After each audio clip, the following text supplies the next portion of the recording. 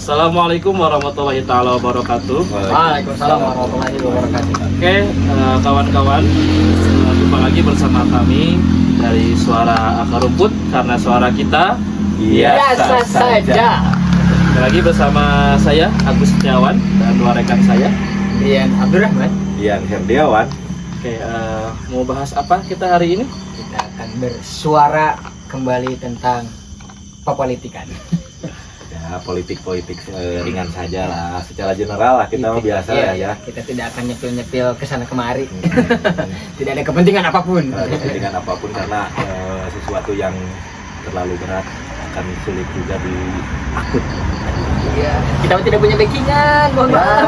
Obrolan santai lah, obrolan Ya. santai di kegiatan ini. Nah, ya. Ada gimana nih? Ada pembahasan apa kira-kira ini mah kira-kira?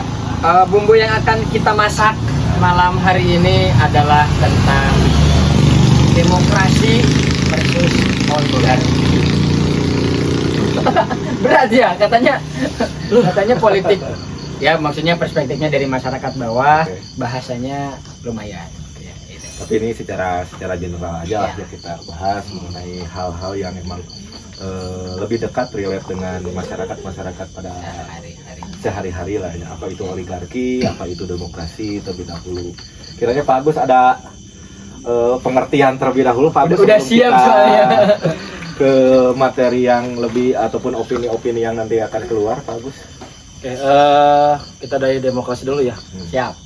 Demokrasi, kalau di sini saya mencatat materi Asik. karena takutnya lupa ya. Insyaallah referensi harus jelas. Sistem pemerintahan di mana kekuasaan tertinggi berada di tangan rakyat. Dalam sistem ini, keputusan penting yang menyangkut kehidupan bernegara diambil berdasarkan kehendak mayoritas, baik secara langsung maupun melalui wakil-wakil yang dipilih oleh rakyat. Wow, pendapat siapa itu, Pak? Nah, ini dari Abraham Lincoln.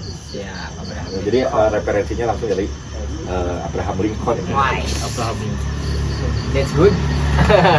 Nah, dalam demokrasi sendiri ada namanya demokrasi langsung dan demokrasi tidak langsung. Apa tuh bedanya, Pak? Kalau demokrasi langsung ini rakyat ikut serta secara langsung dalam pengambilan keputusan. Biasanya diterapkan dalam hal kecil atau lingkungan yang kecil. Iya. Kalau demokrasi perwakilan, biasanya rakyat memilih wakil-wakil rakyat untuk mengambil atau membuat keputusan. Nah, ini biasa dalam sistem bernegara. Apakah Indonesia termasuk negara yang demokrasi? Ini mungkin ya dari pertanyaan yang memang Dari Kang Dian mungkin? Pak Dion? Oke, sebelumnya apakah Indonesia masuk dalam kategori Demokrasi dari pengertian yang tadi sudah dijelaskan. ini? Ada beberapa sudut pandang. Dari sudut pandang secara hukum tata negara itu masuk demokrasi, karena kan tadi ada penerangan bahwasanya suara ataupun ini kekuasaan itu ada di atas rakyat. Di tangan rakyat. Ya. Di atas rakyat. Secara demokrasi, secara alur, secara ini sudah berjalan dengan Oke. semestinya lancar. Sesuai dengan definisi. Sesuai dari dengan demokrasi. definisi, sesuai dengan hukum dan sesuai dengan pernyataan juga. Jadi secara hukum tata negara itu masuk dalam demokrasi. Namun Ada namunnya nih. ada namun nih. Namun kan bagi sebagian orang ini demokrasi itu sedikit dirasakan untuk demokrasi ini, karena apalagi kita ya selaku di kalangan akar rumput lah, Iya. di kalangan bawah itu demokrasi itu ada yang terasa, ada yang terasa banget lah ya. saya Bedanya? ya, ada yang terasa dan ada yang terasa banget. Iya. Mungkin yang terasa itu kayak sistem pemilihan, ada keterlibatan dari masyarakat, kemudian masuk ketika ada pemilihan apapun gitu, ataupun ada keterlibatan seperti ikut serta dalam membangun masyarakat, itu ada keterlibatan demokrasi ya, di situ. Tapi Hanya itu kayaknya. itu yang lebih dirasakan mungkin kalangan-kalangan urban, kalangan-kalangan urban perkotaan, kayaknya lebih. Tapi kan saya bukan ya belum menginjak bagaimana sih yang dirasakan masyarakat urban, apakah sama atau tidak sama dengan pedesaan? Karena saya kan merasakan pedesaan. Pedesaan. Akar rumput, Bos. Akar rumput. Itu sih kalau misalnya ada di demokrasi menurut saya. Iya, iya. Ada anekdot gini, rekan-rekan. Demokrasi di Indonesia itu hanya terasa 5 tahun sekali. Nah, Apakah Jadi itu pas bisa pemilu ya? dibenarkan? Iya, apakah bisa dibenarkan atau gimana itu? Kalau dilihat kan tadi Pak Dian udah bicara ya. Kalau dilihat dari segi tata negara atau dari demokrasi sendiri, Indonesia itu emang negara yang menganut paham demokrasi. Demokrasi. Tapi pada nyatanya ternyata di dalamnya oligarki juga. Gitu. Bener nih. Siap, udah disepil nih perbedaannya dengan oligarki. Emang, nah berarti ada pertanyaan baru, sorry Pak Agus. Bedanya dengan oligarki itu apa berarti? Nah, kalau kayak gitu. tadi demokrasi kan Kekuasaan kekuasaan tertinggi dari rakyat ya. dari tangan rakyat. Tapi kalau oligarki itu kekuasaan tertinggi dipegang oleh sekelompok kecil, biasanya orang-orang elit baik dari politik maupun ekonomi. Iya.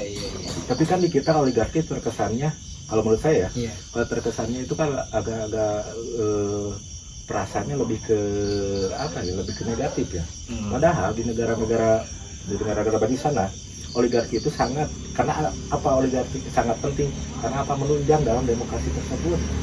Ya, jadi akan ada demokrasi pasti ada oligarki. Apa? Karena mungkin negara, contoh katakanlah di negara Amerika lah, jangan ambil presiden dari Amerika. Amerika itu kan paham oligarkinya maju, paham demokrasinya juga ada. Ya, Jadi saling bersinggungan. Kalau misalnya demokrasi tanpa oligarki sebetulnya menurut saya kalau jomplang ya akan dirasakan, ya akan pasti jomplang juga dengan demokrasinya tidak akan jalan, oligarkinya pasti jalan. Begitu pun sebaliknya, kalau misalnya demokrasinya jalan, otomatis oligarkinya juga susah. Wow. Gitu. Jadi harus berbarengan sebetulnya. Jadi ada plus minus juga ketika oligarki ada di suatu negara yang demokrasi, kemudian oligarki yang ada di demokrasi di negara demokrasi ini sangat amatlah harus berbarengan dengan lurus. Tapi kalau misalnya ada antitesisnya gimana? Nah itu kalau dari perspektif saya kayaknya terjadi sebuah ambiguitas, Pak. Ya. Karena kita tahu bahwasanya kalau demokrasi itu kan tadi tertingginya di kekuasaan tertinggi tadi ada di tangan rakyat. Kalau oligarki ada di tangan elit, sekelompok orang lah ya, katakanlah para elit.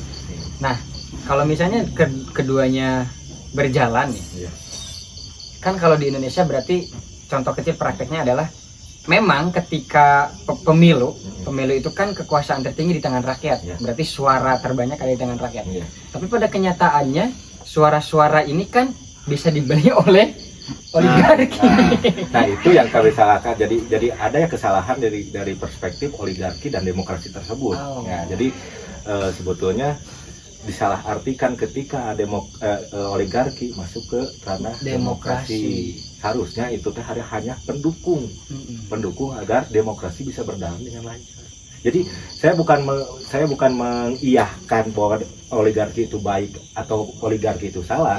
Tapi kalau misalnya sesuatu yang bisa dipakai dengan baik akan baik kan berjalan juga. Tapi melihat ini ya sistem demokrasi dan oligarki di negara lain, kan Amerika Rusia itu demokrasi tapi dalamnya oligarki. Kalau di Amerika itu oligarkinya orang-orang elit ekonomi. Jadi yang mengatur negaranya kebijakan itu adalah orang-orang elit di ekonomi gitu. Makanya kan oligarki itu ada namanya oligarki politik dan ekonomi. Nah maka dari itu kenapa saya bilangnya harus jalan berbarengan sebagai pendukung dalam suatu tatanan demokrasi. Kalau misalnya sudah berjalan sangat amat penting kalau bisa dirasakan ya. Makanya kan kalau dilihat di negara-negara lain ya yang menganut paham demokrasi tapi juga ada oligarki bisa memajukan negara gitu. Jadi bukan hanya oligarki yang ditonjolkannya, tapi negara juga maju, bukan hanya menguntungkan pribadi mereka. Jadi yang jelas kita itu bukan mendukung oligarkinya. Kayaknya hari ini lebih mereferensi itu kan kebanyakan orang tuh oligarki itu negatif ya, tapi kan konotasinya. itu itu pahamnya sampai mana dulu. Mungkin paham saya belum sampai sana ketika saya untuk mengecap itu negatif. Iya. Tapi kan harus ada sisi lain juga, sudut pandang lain ketika ya boleh nggak misalnya ada paham bahwasanya oligarki itu negatif, nah sah-sah saja. Ya. Itu kan pendapat. Yang namanya hidup di negara demokrasi ya sah-sah saja untuk berpikiran. Kita mengatakan oligarki itu negatif bagian dari demokrasi. Iya. Kebebasan Nggak bisa berpendapat. ini kan? Iya sih. Kayaknya malam ini episode saya kontra sendiri ya. 2 lawan 1 pemirsa. Rekan-rekan. Tapi begini ya, Kang Bat, Dian dan nggak apa-apa. Kang Dian. Iya. Kalau tadi kan melihat negara luar yang demokrasi oligarki berjalan dengan baik, Hmm. memajukan negara. Tapi, Nah, tapi. tatapnya nih, Oh, ada kalau tapinya ternyata. melihat di negara tercinta kita, Oh. ternyata oligarki itu yang lebih mendominasi segala halnya. Nah, berarti kalau Jadi gitu suara saya- rakyat itu hanya menjadikan pendulang suara saja, alat politik saja. Iya. Makanya tadi ada premis dari saya bahwa demokrasi ada anekdot di masyarakat demokrasi itu terasanya hanya 5 tahun sekali. Ya, mungkin itu tadi. Iya, bisa Karena mereka merasakannya pas Terus pesta ada demokrasi aja. ada perspektif ambigu juga. Ya karena kan di sisi lain oligarki itu di negara lain itu bisa mendukung, sedangkan di negara kita kok nggak bisa. Nah itu kan jadi pertanyaan yang pasti sangat tanda tanya besar di kita. Iya. Jadi kayak si pemimpin yang dihasilkan melalui demokrasi ketika sudah jadi dikungkung oleh oligarki. Nah, Kebijakannya, keputusannya. Saya nggak jadi kontra ternyata kita masih satu pemikiran. Karena tadi kita bahasanya geopolitik. Iya. Nah, ternyata kalau misalnya sudah dari tadi mungkin saya yang belum masuk ke bahasan geopolitik. Saya hanya terpaku di Konoha saja, makanya tadi. kan tadi pembahasan dari awal itu Iya, geopolitik. kita masuk dulu ke general sebelum Iya. ke lebih mengkerucut lagi ke Oke, pembahasan. berarti masih satu paham ternyata. Nah Menarik, ini menarik, ini menarik. pentingnya sebetulnya ya intermezzo dulu. Ini Iya. pentingnya ketika kita bisa berdiskusi kayak gini. Ketika paham seperti ketika ada statement dari orang itu Iya. jangan langsung dipukul rata. Oke. Tapi kita harus serap dulu. Istilah katanya kalau di internet itu download dulu lah. Pembahasannya download dulu, baru udah di download nanti bisa diupload balik kan. Iya. Terima kasih. Nah, sekarang saya ada pertanyaan lagi. Kali ini saya banyak nanya deh.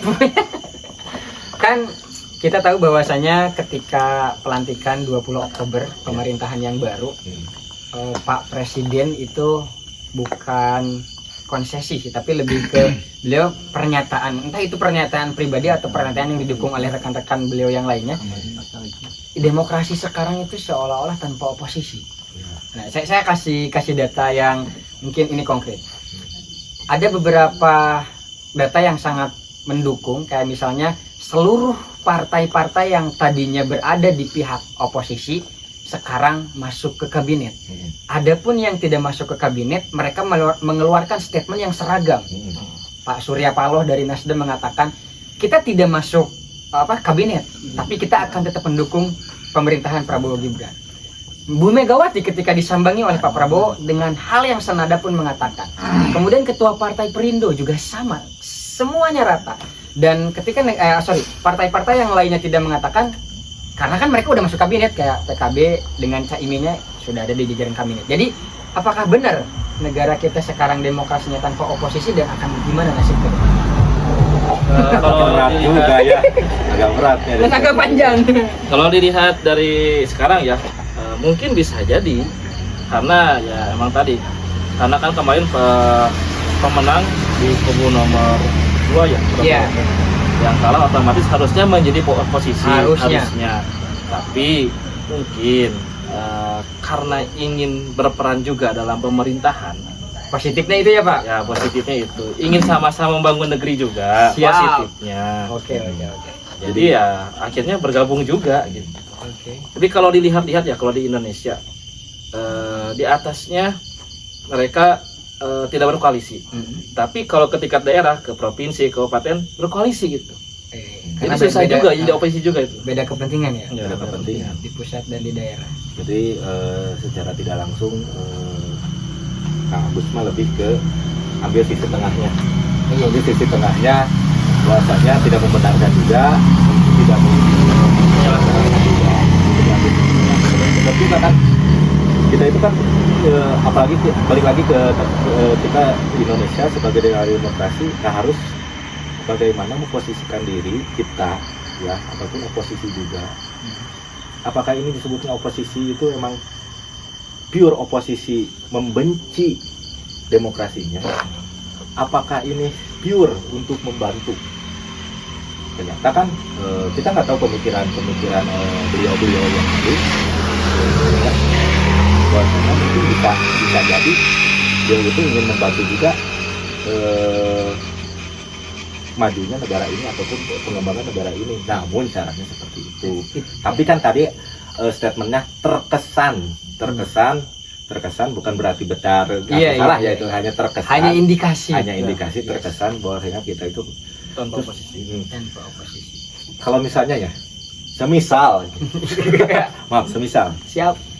kalau semisal ada nggak kasus-kasus misalkan negara itu tanpa oposisi, ada nggak tuh satu negara ataupun ada punya referensi satu negara yang memang negaranya dia tidak ada Paling negara yang menganut paham komunis.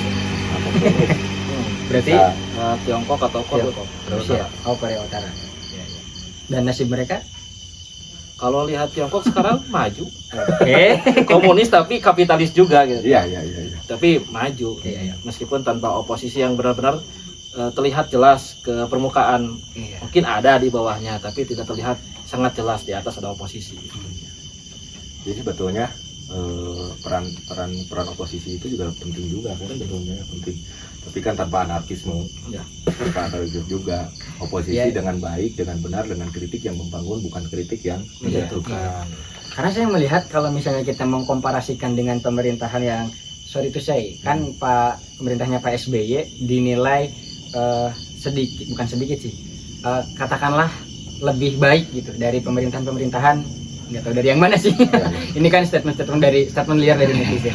Tapi melihat kenyataannya memang sepertinya bisa dikatakan iya, karena ternyata di balik pemerintahan yang baik itu ada oposisi yang baik. Nah, Jadi penyeimbang ya. Iya. memang Nah, yang saya bayangkan adalah ketika kemudian meskipun statement dari para pimpinan partai itu persis dari apa yang narasi Kang Bian dan Kang Abu sampaikan, bahwa kita itu tidak jadi oposisi karena ingin mendukung pemerintahan.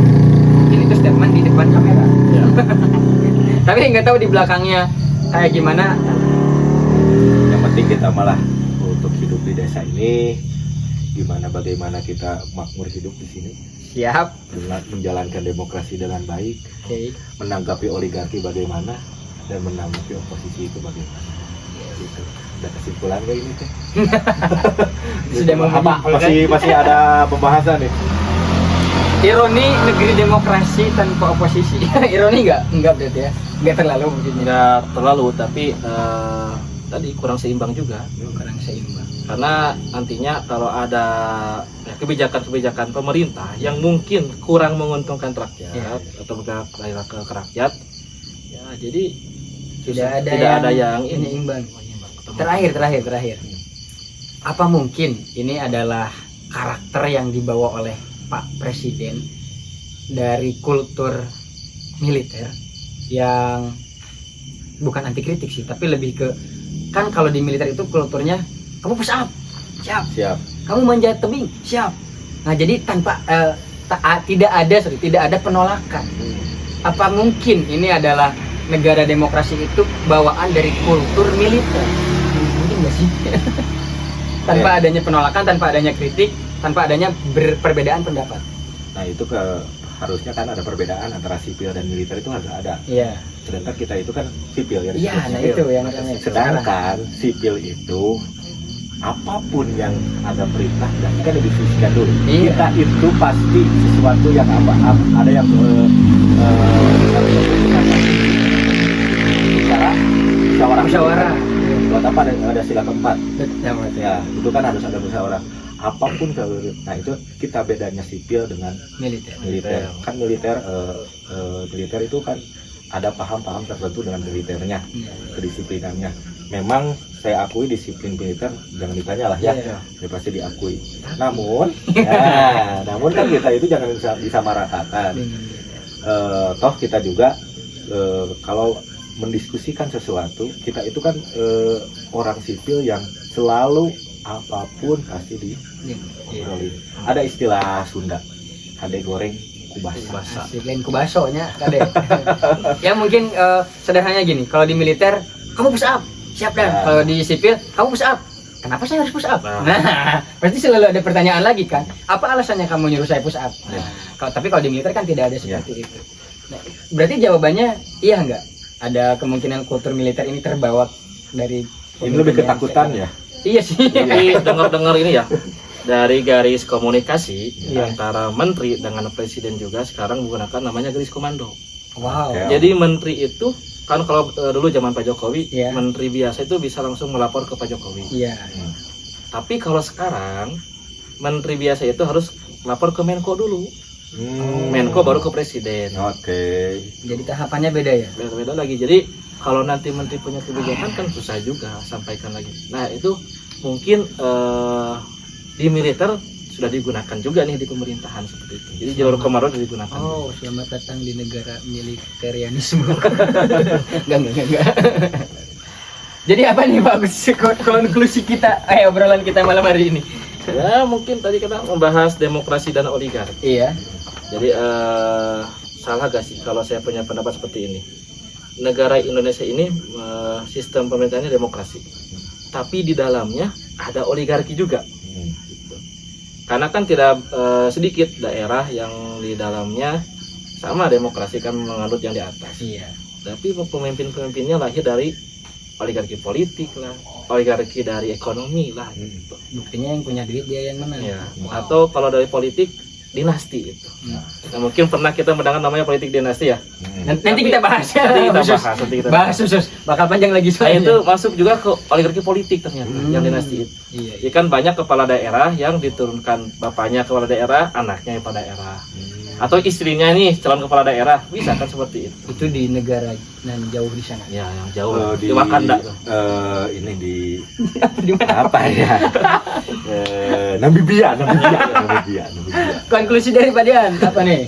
Untuk mungkin pesan dan apalah ketua buat rekan-rekan akar rumput. Lebih bijak lah membedakan antara suatu hal dengan suatu hal yang lainnya lah, seperti demokrasi dan oligarki. Lebih mungkin literasinya juga lebih diperluas lagi dan lebih bijak aja lah untuk membedakan antara oh ini salah, yang benar dan yang salah itu sih. Siap. Itu yang negara kita butuhkan tuh itu kebijakan terhadap diri sendiri sebetulnya. Oke. Ini Kang Adian ada penutup ya dari saya. Siap, Closing lanjut. statement-nya. Demokrasi selalu dijual sebagai sistem terbaik, tempat suara rakyat menjadi penentu arah. Tapi seiring waktu kita mulai bertanya-tanya, benarkah suara kita masih berarti? Atau jangan-jangan yang sebenarnya terjadi adalah parade demokrasi semu di mana pilihan-pilihan sudah disusun rapi oleh segelintir orang di balik layar.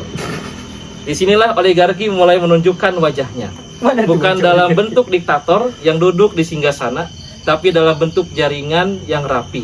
Para pemilik modal, elit politik, dan kroni-kroninya yang memegang kendali di balik layar. Mereka tidak perlu tampil di panggung utama, cukup tarik benang dari belakang. Dan panggung politik pun menari mengikuti kehendak mereka. Pertarungan antara demokrasi dan oligarki bukanlah kisah baru, tapi hari ini terasa makin relevan. Di saat kita percaya bahwa satu suara bisa mengubah segalanya, di saat itulah kita harus lebih kritis. Siapa sebenarnya yang sedang mengambil keputusan untuk masa depan kita? Tiga. Kalau dari saya, negeri sekarang sedang tanpa oposisi di atas. Maka satu-satunya oposisi adalah suara akar rumput. Suara rakyat maksudnya. Kalau bukan kita yang bisa bijak dalam demokrasinya, mau siapa lagi? Tidak ada harapan lain selain kita. Selamat jumpa di video berikutnya. Tetap jaga kewarasan. Salam akal sehat. Tetap bersama kami di Suara Akar Rumput karena suara kita Biasa saja. Assalamualaikum warahmatullahi wabarakatuh. Waalaikumsalam.